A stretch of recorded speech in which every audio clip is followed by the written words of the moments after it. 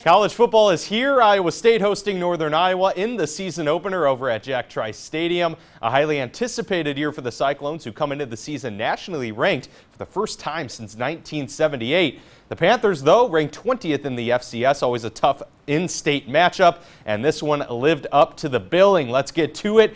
Quarterback Will McElvain here in his Panther debut, but man, he saw a lot of Orion Vance, who was pressuring him often in the first half. The sack, and then a tackle for a loss later on. Iowa State led just 3-0 at the break. We'll go to the second half. From 50 yards out, Matthew Cook with the UNI field goal.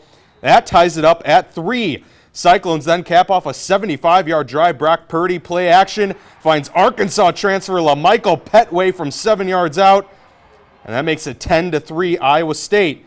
Later up 10-6. They're trying to create some distance at this point, but the Panthers forcing a fumble, and this one's returned 53 yards to the house.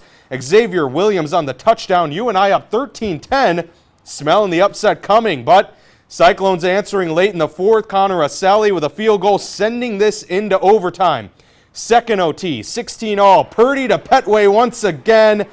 Blows a kiss to the students section following his second touchdown of the day. But UNI tough to close out. McElvain scrambling left, right, and finding a wide open Trevor Allen alone in the end zone. This sends it into a third overtime. They took a field goal with their first possession, so here's Iowa State on the goal line. Sheldon Croney coughs it up.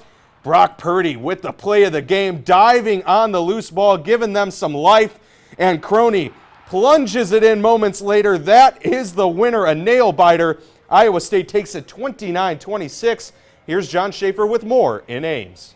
A year ago, Iowa State's season opener was spoiled by thunderstorms. This year, nearly spoiled by a guy named Will McElvain, a redshirt freshman quarterback for the UNI Panthers. Iowa State does come out with the win, but questions still remain, especially at the offensive line, and the running back battle is still in full effect. Matt Campbell said he wasn't too disappointed in how his O-line handled things today. To me, I think there was growth. You know, I'll be really honest with you. When we needed those guys the most, I thought they did a really good job. When I go back to, man, some critical moments, those guys were able to step up and really run the football.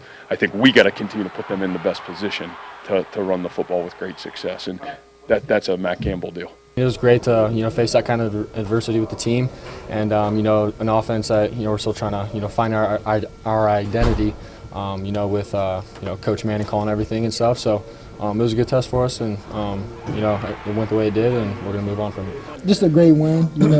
He's proud of us for handling adversity, and that's really what it was. This team didn't fold. We moved, the ball was not in our favor at times, and we just stayed calm and collective and continued to play, and that's what he's proud of. And he knows we got to get better.